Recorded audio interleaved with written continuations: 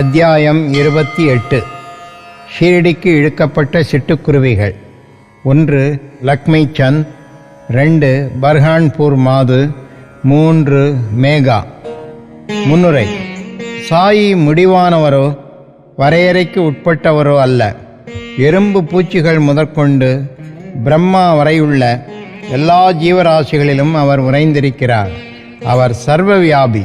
வேத ஞானத்தில் சாயி நன்றாக பயிற்சி உடையவர். ஓம் சஹஸ்ரசீர்ஷா புருஷः சஹஸ்ராக்ஷஸ் சஹஸ்ரபாத் சதோவிம் விஸ்வதோ வ்ருத்வா.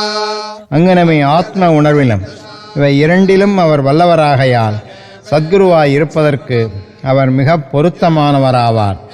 சீடர்களை தட்டி எழுப்பி அவர்களை ஆத்ம உணர்வில் ஸ்தாபிக்க இயலாத யாரும் எவ்வளவு கற்றறிந்தவராக இருப்பினும் சத்குரு என்று அழைக்கப்படுவதற்கு தகுதியுடையவர் ஆகார். பொதுவாக இந்த உடலை அன்னை ஈன்றெடுக்கிறாள். தவறாமல் வாழ்வை சாவும் பின்தொடர்கிறது. ஆனால் வாழ்வு சாவு இரண்டையும் சத்குரு அழித்து விடுகிறார். எனவே அவர் மற்ற எவரை காட்டிலும் அதிக கருணையும் அன்பும் உடையவராவார். சாய்பாபா அடிக்கடி கூறுவதாவது, எனது ஆள் பக்தன் எவ்வளவு தூரத்தில் இருந்தாலும், என்னிடமிருந்து 3000 மைல்களுக்கு அப்பால் இருந்த போதும் காலில் நூல் கட்டியுள்ள சிட்டுக்குருவி இழுக்கப்படுவதைப் போன்று அவன் ஷீரடிக்கு இழுக்கப்படுவான். இந்த அத்தியாயம் அம்மாதிரி 3 சிட்டுக்குருவிகள் இழுக்கப்பட்ட கதையை கூறுகின்றது. 1. லாலா லக்ஷ்மி சந்த். பம்பாயில் ஸ்ரீ வெங்கடேஸ்வர் அச்சகத்தில் இம்மனிதர் பணியாற்றி வந்தார்.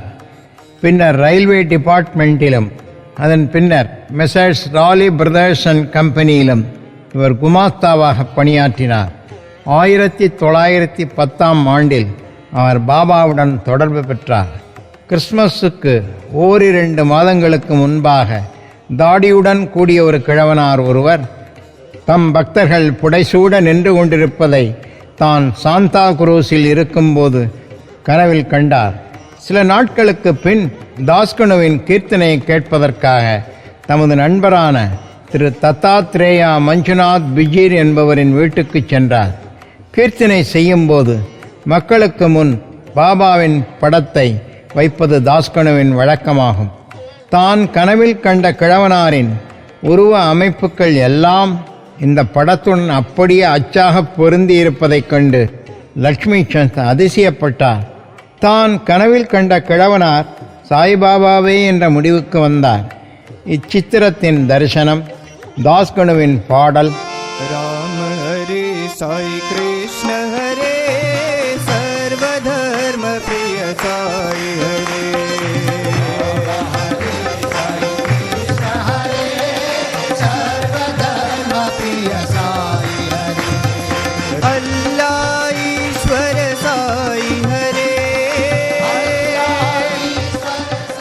அவர் உரை நிகழ்த்திய துக்காராமின் வாழ்க்கை, இவை அனைத்தும் அவர் மனதில் ஒரு ஆழ்ந்த உணர்வை ஏற்படுத்தியது. அவர் ஷீரடி போக தீர்மானித்தார். சத்குரு தேடும் படலத்திலும் ஆன்மீக முயற்சியிலும் கடவுள் எப்பொழுதும் உதவி செய்கிறார் என்பது பக்தர்களின் அனுபவமாகும்.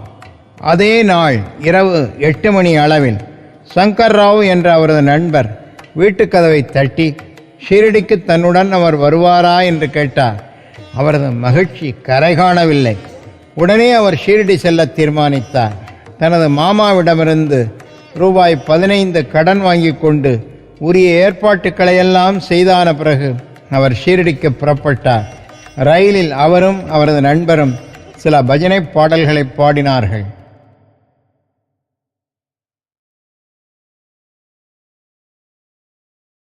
ஷீரடிக்கு அருகில் உள்ள தங்கள் ஊருக்கு திரும்பிக் கொண்டிருந்த உடன் வந்த 4 முகமதிய பிரயாணிகளிடம் அவர்கள் இருவரும் சாய்பாபாவை குறித்து விசாரித்தார்கள். பல ஆண்டுகளாக ஷீரடியில் வசித்து வரும் சாய்பாபா ஒரு பெரும் ஞானி என்று அவர்கள் எல்லோரும் கூறினார்கள். அவர்கள் கோப்பர்காமை அடைந்தபோது பாபாவுக்கு சமர்ப்பிப்பதற்காக சில பழங்களை லக்ஷ்மி சந்த் வாங்க விரும்பியிருந்தார். ஆனால் அங்குள்ள இயற்கை காட்சிகள் வேடிக்கை வினோதங்கள் இவற்றில் அவ்வளவு தூரம் கவரப்பட்டவராய் அதிலேயே ஆழ்ந்து மூழ்கி மேற்படி பழங்கள் வாங்குவதை மறந்தே போய்விட்டார். ஷிரடி அவர்கள் நெருங்கிக் கொண்டிருக்கும் போது மீண்டும் பழங்களை பற்றி அவருக்கு நினைவு வந்தது. அதே சமயத்தில் தலையில் பழக்கூடையுடன் இருந்த கிழவி ஒருத்தி வண்டியை தொடர்ந்து ஓடி வந்து கொண்டிருப்பதைக் கண்டார். வண்டி நிறுத்தப்பட்டது. மகிழ்வுடன் சில பழங்களை பொறுக்கி அவர் வாங்கினார். அப்போது மீதமுள்ளவற்றையும் எடுத்து கொண்டு போய் என் சார்பில் பாபாவுக்கு சமர்ப்பியுங்கள் என்றாள் கிழவி. பழங்களை அவர் வாங்க எண்ணி இருந்தது. அவர் அதை மறந்து போனது. அக்கிழவியின் குறுக்கீடு, பாபாவின்பால் அவளது பக்தி ஆகிய இந்த உண்மைகள் அனைத்தும் அந்த இரு நண்பர்களுக்கும் வியப்பை ஊட்டியது. இந்த கிழவி தான் கண்ட கிழவனாருக்கு ஏதேனும் உறவு போலும் என்று லக்ஷ்மி சந்த் நினைத்தார். பின்னர் மீண்டும் அவர்கள் சவாரி செய்து ஷிரடிக்கு அருகில் வந்தார்கள். மசூதியில் கொடி பறந்து கொண்டிருப்பதைக் கண்டு அதற்கு அவர்கள் வணக்கம் செலுத்தினார்கள். கையில் பூஜை சாமான்களுடன் மசூதிக்கு அவர்கள் சென்று உரிய முறையில் பாபாவை வழிபட்டனர். லக்ஷ்மி சந்த் பாபாவை கண்டதும் மிகவும் உருகி அதிக மகிழ்ச்சி அடைந்தார்.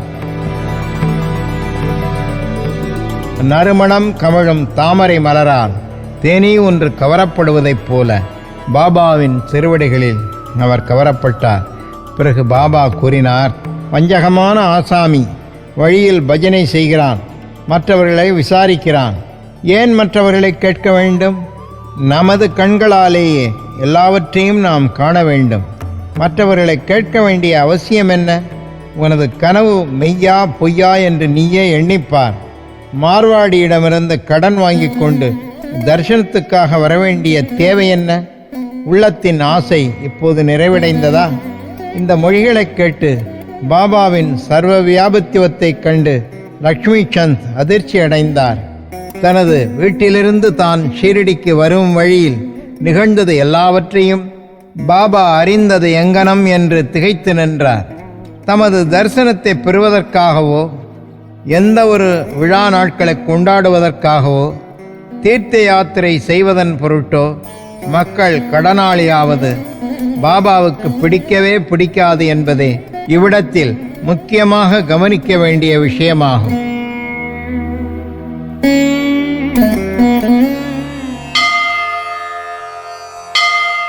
சாஞ்சா, கோதுமை பணியாரம்.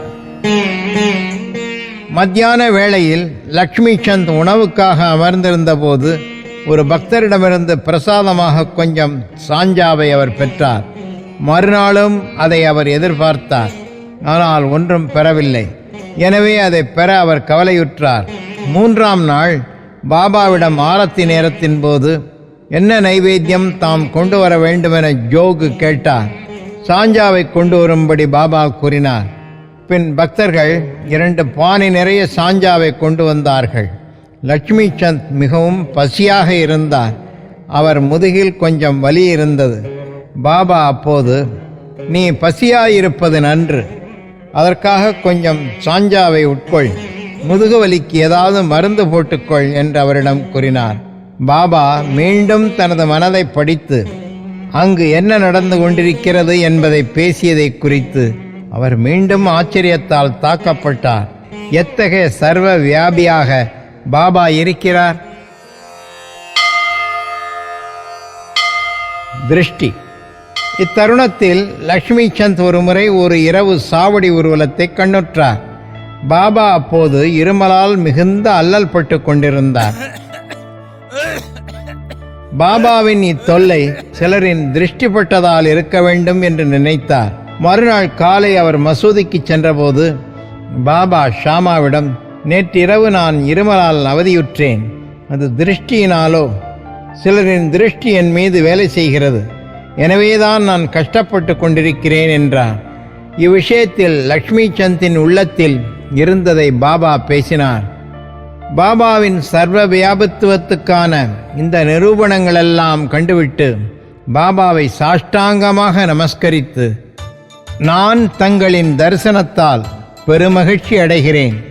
எப்போதும் என்பால் அன்பு பூண்டு தயவுள்ளவராக இருந்து என்னை காத்து ரட்சியுங்கள். தங்கள் பாதாம்புயத்தை தவிர பிறிதொரு கடவுள் எனக்கு இல்லை. தங்களின் பஜனையின்பாலும் பாத கமலங்களின்பாலும் என் மனம் எப்போதும் லயித்திருக்கட்டும். இவ்வுலகின் துன்பங்களிலிருந்து தங்களின் அருள் எங்களை பாதுகாக்கட்டும். நான் எப்பொழுதும் தங்கள் நாமத்தையே உச்சரிக்க வேண்டும், மகிழ்வுடன் இருக்க வேண்டும் என்று வேண்டினார். பாபாவின் புதியையும் ஆசீர்வாதத்தையும் பெற்றுக்கொண்டு மிகவும் அகமகிழ்ந்து திருப்தியுற்று வழியெல்லாம் பாபாவின் புகழை பாடிய வண்ணம் தன் நண்பனுடன் வீடு திரும்பினார். பின்னாளில் பாபாவின் தீவிர பக்தர் ஒருவராக அவர் இருந்தார். ஷீரடிக்கு செல்லும் எந்த நண்பனிடமும் பூமாலைகள், தட்சிணை, கற்பூரம் இவைகளை அவர் கொடுத்து அனுப்புவார். பர்ஹன்பூர் அம்மையார். இப்போது நாம் மற்றுமொரு குருவியிடம் திரும்புவோம். பக்தனுக்கு பாபா அழைக்கும் பெயர். பர்ஹன்பூரில் உள்ள ஒரு மாது சாய்பாபா தன் வீட்டுக்கு வந்து அவர்தம் உணவுக்காக கிச்சடி, உப்பு பருப்பு கலந்த சாதம் பிச்சை கேட்டு கொண்டிருப்பதாக கனவு கண்டாள். விழித்து பார்க்கையில் வாசற்படியில் யாரையும் காணோம். என்றபோதும் அக்காட்சியால் அவள் மனம் மிக நெகிழ்ந்து தனது கணவன் உள்ளிட்ட அனைவருக்கும் கூறினாள். தபால் இலாக்காவில் அவர் பணியாற்றி வந்தார். அவர் அகோலாவுக்கு மாற்றப்பட்ட போது பக்தர்களான கணவனும் மனைவியும் ஷீரடிக்கு போவதென தீர்மானித்தனர். ஒரு பொருத்தமான நாளில் இருவரும் புறப்பட்டு வழியில் கோமதி தீர்த்தத்துக்கு சென்றுவிட்டு ஷீரடியை அடைந்து அங்கு 2 மாதம் தங்கினார்கள். ஒவ்வொரு நாளும் அவர்கள் மசூதியை அடைந்து பாபாவை வழிபட்டு காலத்தை சந்தோஷமாக கழித்தார்கள். அவ்விருவரும் கிச்சடியை நைவேத்தியமாக சமர்ப்பிக்க ஷீரடிக்கு வந்தார்கள். ஆனால் முதல் 14 தினங்களுக்கு என்ன காரணத்தாலேயோ அதை சமர்ப்பிக்க அவர்களுக்கு இயலவில்லை. அப்பெண்மணிக்கு இந்த காலதாமதம் பிடிக்கவில்லை.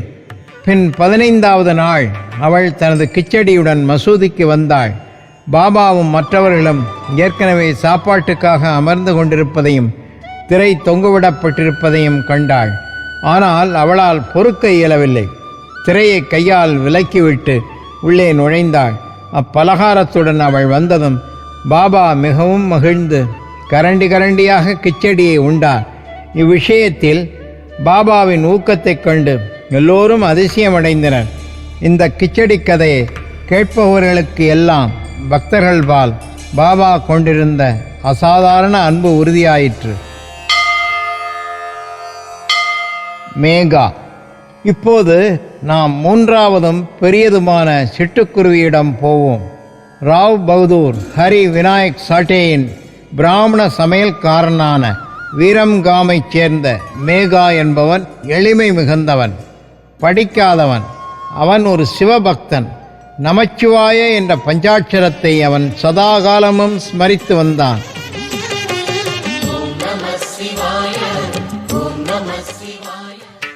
சந்தியாவை பற்றியோ அதன் முக்கிய மந்திரமான காயத்ரியை பற்றியோ அவனுக்கு எதுவும் தெரியாது. சாட்டே அவனிடம் ஆர்வம் பூண்டு அவனுக்கு சந்தியாவையும் காயத்ரியையும் கற்பித்தார். ஷீரடி சாய்பாபா சிவனின் அவதாரம் என்று அவனுக்கு கூறி ஷீரடிக்கு அவனை புறப்படச் செய்தார்.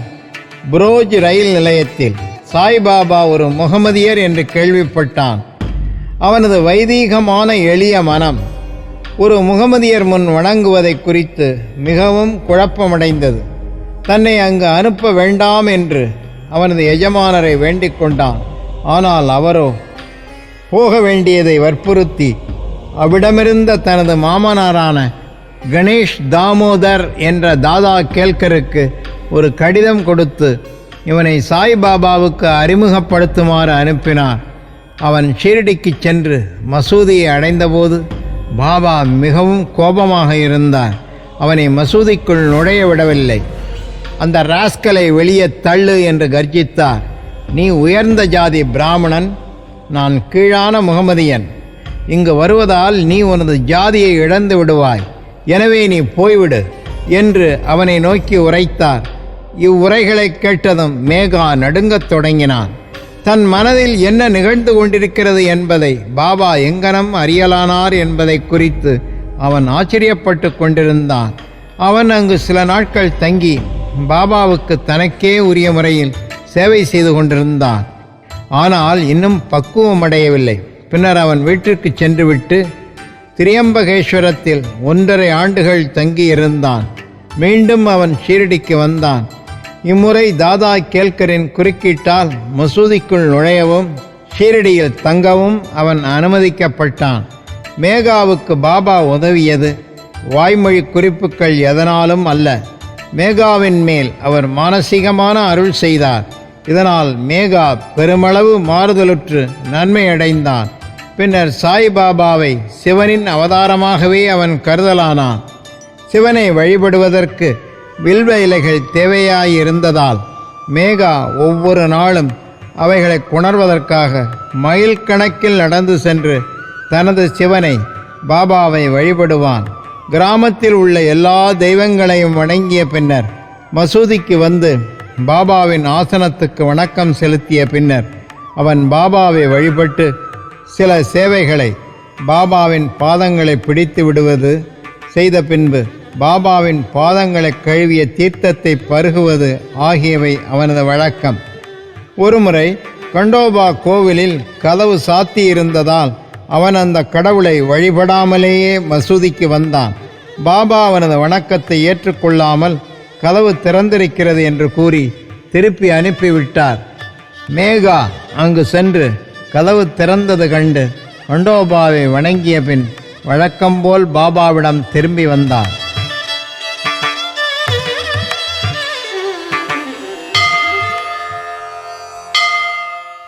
கங்கா ஸ்நானம். ஒரு மகர சங்கராந்தி தினத்தன்று பாபாவின் உடலில் சந்தனம் பூசி அவரை கங்கை நீரால் குளிப்பாட்ட மேகா விரும்பினான். இந்த செயல்முறைக்கு உடன்பட முதலில் பாபா மனதில்லாதவராக இருந்தார். ஆனால் அவனது தொடர்ந்த வேண்டுதல்களின் காரணமாக அவர் சம்மதித்தார். கோமதி ஆற்றிலிருந்து புனித நீர் கொணர்வதற்காக அவன் 24 மைல்கள் போய்வரச் சென்று திரும்ப வேண்டும். அவன் நீர் கொண்டு வந்து மத்தியான ஸ்நானத்திற்காக எல்லா ஏற்பாடுகளையும் செய்துவிட்டு பாபாவை அதற்காக தயாராக இருக்கும்படி கேட்டுக்கொண்டான். ஒரு பக்கிரி என்ற முறையில் தனக்கும் கங்கை நீருக்கும் ஒன்றும் தொடர்பு இருக்கவில்லை என்றும் பாபா மீண்டும் அவனிடம் இந்த குளியலிலிருந்து தப்பித்து கொள்ள வேண்டினார். ஆனால் மேகா அதற்கு செவிசாய்க்கவில்லை. கங்கை நீர் அபிஷேகத்தால் சிவபெருமான் மகிழ்ச்சி அடைகிறார் என்று அவனுக்கு தெரியும். கங்காதர ஹர கௌரி சிவா, கங்காதர ஹர கௌரி சிவா, கங்காதர ஹர கௌரி சிவா, கங்காதர. அந்த நல்ல நாளன்று அவனது சிவனுக்கு பாபாவுக்கு அவன் அந்த அபிஷேகத்தை செய்தாக வேண்டும். பின்னர் பாபா சம்மதித்து கீழிறங்கி வந்து ஆசன பலகையில் அமர்ந்து தலையை முன்னால் நீட்டிக்கொண்டு, ஓ மேகா, இதையாவது தயவு செய்வாயாக. தலையே உடம்பின் பிரதான பாகமாதலால் தலைமையில் மட்டும் நீர் ஊற்று, உடம்பு முழுவதும் குளிப்பதற்கு அது சமமாகும் என்றார். அப்படியே என்றான் மேகா. அவன் அபிஷேக கலயத்தை மேலே தூக்கி தலையின் மேல் ஊற்றத் தொடங்கினான். ஆனால் அப்படி செய்து கொண்டிருக்கும் போது அன்பால் மிகவும் உணர்ச்சி வசப்பட்டு ஹர் கங்கே என்று கூவிக்கொண்டே அவர் உடல் முழுவதும் நீரை ஊற்றிவிட்டான். கலயத்தை புறத்தில் வைத்துவிட்டு பாபாவை பார்க்கத் தொடங்கினான்.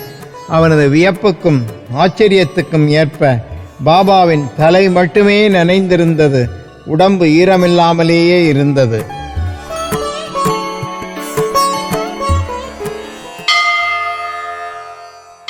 திரிசூலமும் லிங்கமும். பாபாவை மேகா 2 இடங்களில் வழிபட்டான். மசூதியில் நேரடியாகவும், வாடாவில் நானா சாஹேப் சந்தோர்கார் அளித்த பாபாவின் பெரிய படத்தையும் பூஜித்து வந்தான். இதை அவன் ஓராண்டு காலம் செய்து வந்தான். பின்னர் அவனது பக்தியை மெச்சி அவனது நம்பிக்கையை உறுதி செய்வதற்காக பாபா அவனுக்கு ஒரு காட்சி நல்கினார். ஒரு நாள் அதிகாலையில் மேகா இன்னும் படுக்கையை விட்டு எழாமல் இருக்கையில் விழிப்புடன், ஆனால் கண்கள் மூடியிருந்த நிலையில் பாபாவின் உருவத்தை அவன் தெளிவாக கண்டான். அவன் விழித்திருப்பதை அறிந்து பாபா அவன் மீது அட்சதையை வீசி எறிந்து, மேகா, திரிசூலம் வரை என்று உரைத்து மறைந்து விட்டார். இவ்வார்த்தைகளை கேட்டு அவன் ஆவலுடன் கண்களை திறந்தான். ஆனால் அங்கு பாபாவை காணவில்லை. அட்சதை மட்டும் அங்குமிங்கும் சிதறிக் கிடப்பதைக் கண்டான். பின்னர் பாபாவிடம் அவன் சென்று காட்சியை பற்றி கூறி ஒரு திரிசூலம் வரைவதற்கு அவரின் இசைவையும் கேட்டான். பாபா, திரிசூலம் வரையும்படி நான் உன்னை கேட்ட மொழிகளை நீ கேட்கவில்லையா? எனது மொழிகள் எப்போதும் பொருள் என்னும் சூழ் கொண்டிருக்கின்றன, ஒருபோதும் வெறுமையானதல்ல. மேகா, என்னை தாங்கள் எழுப்பியதாக கருதினேன். ஆனால் எல்லா கதவுகளும் மூடியிருந்ததால் அதை ஒரு காட்சியாக நினைத்தேன். பாபா, நான் நுழைவதற்கு எனக்கு எவ்வித கதவும் தேவையில்லை. எனக்கு எவ்வித உருவமோ நீளமோ கிடையாது. எப்போதும் எங்கும் நான் வசிக்கிறேன். என்னை நம்பி என்பால் லயமாகும் மனிதனின் எல்லா காரியங்களையும் பொம்மலாட்டத்தைப் போன்று நான் நின்று நடத்துகிறேன். மேகா வாடாவுக்கு திரும்பி வந்து பாபாவின் படத்தருகே சிவப்பு திரிசூலம் ஒன்றை சுவரில் வரைந்தான். மறுநாள் பூனாவில் இருந்து ஒரு ராம்தாசி பக்தர் வந்து பாபாவை வணங்கி அவருக்கு ஒரு லிங்கத்தை சமர்ப்பித்தார். இச்சமயத்தில் மேகாவும் அவனிடம் வந்தான். பாபா அவனிடம், பார், சங்கர் வந்துவிட்டார், இப்போது அவரை காப்பாற்று, அதாவது வழிபடு. சூலத்தை லிங்கம் உடனே தொடர்ந்து வந்தது கண்டு மேகா அதிசயமடைந்தான்.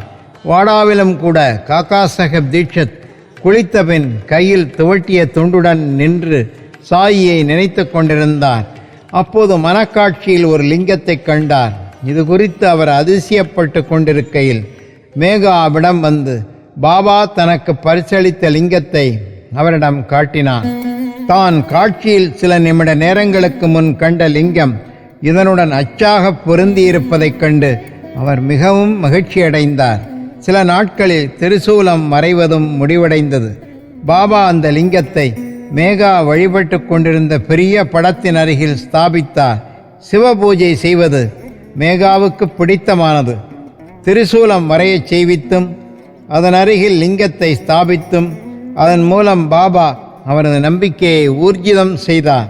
பல ஆண்டுகள் தொடர்ந்த சேவைக்கு பின்னர் ஒவ்வொரு நாள் மத்தியானமும் மாலையும் வழக்கமான வழிபாட்டையும் ஆரத்தியையும் செய்த பின்பு 1912ஆம் ஆண்டில் மேகா சிவபதம் சேர்ந்தார்.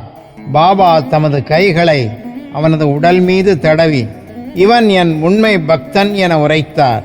தமது சொந்த செலவிலேயே வழக்கமான சாப்பாடு பிராமணர்களுக்கு செய்து வைக்க ஆணையிட்டார்.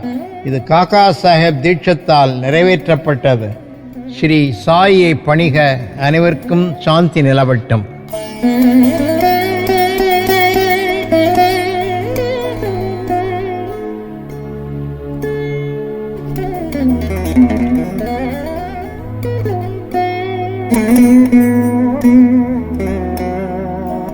Thank you.